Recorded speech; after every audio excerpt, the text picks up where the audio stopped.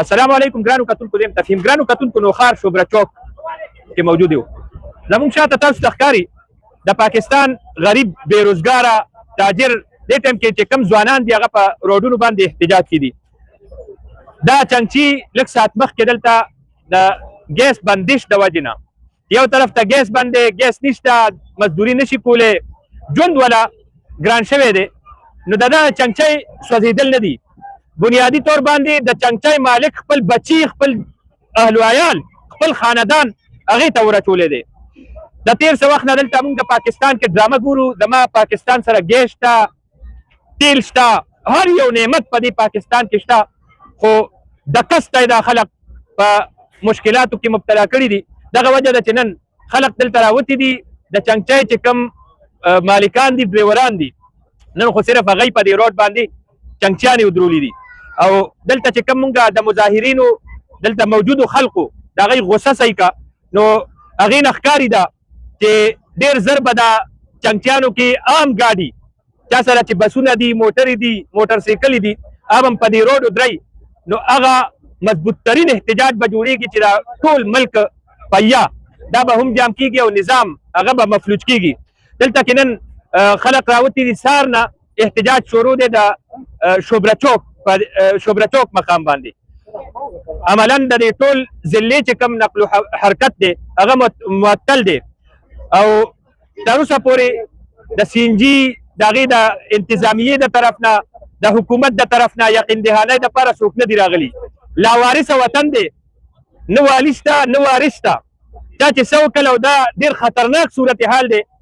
د دې مطلب دا دی چې راتلونکو ورځو کې به دلته کې دا تاجر چې کوم په دوکان کې ناست دی اب هم د احتجاج کې شاملېږي مونږ راغو مونږ دلته میډیا ملګري ولاړ دي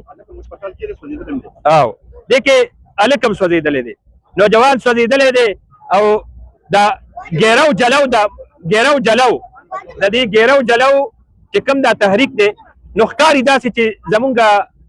مقتدر قوتونه حکومت په حکومت باندې ناست چې کوم خلک دي هغوی په خپله دې سروټ کې ته پوکې ویو دې ته تیلی ورته کوي ځکه دا مسله نه حل کېږي او وخت تر وخته دې کې تیزوالی راځي حکومت دا وایي چې موږ سره تیل نشته انرژي شارټیج دی بالکل دې کې په ټوله دنیا کې یو سلسله چلیږي خو داسې هم نه ده ځکه نن سبا خلکو سره موبایل دی او د ټولو نه هر یو زمانه ښه ده بل کس پیږي موبایل ته ګوري او هغې نه معلومات تلي نو په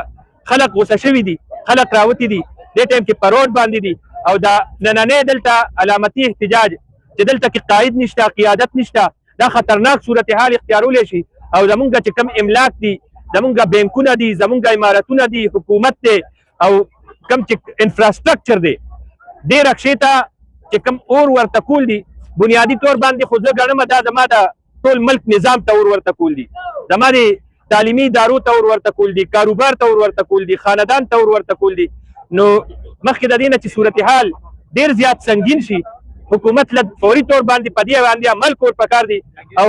څنګه چې په پنجاب کې ګیس شته هر څه شته نو داسې پښتون له هم ورکول پکار دي ما ته یو احساس کېږي چې دلته کې سیاست منیج کولو دپاره د 13 ورځو نه لوډ شیډینګ هم شروع دی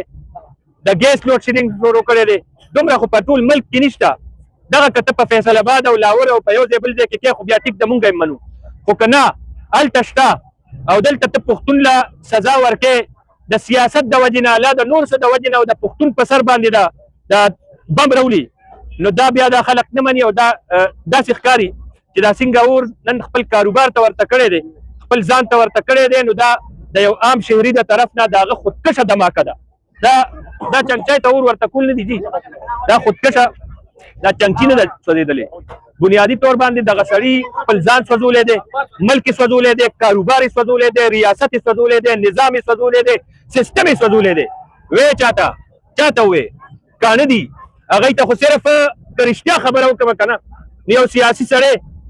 هغه ورته دغه دی چې بس دته دغه واچوئ یو چې هر څه قیمت باندې خدای ته وګورئ په دې خلکو له رزق ورکوي نظام پې مه تنګوئ دا نن چې د رکشه سوځولې ده نو دا سبا تا ته هم دا اور اچولی شي او دا بل هم سوځولی شي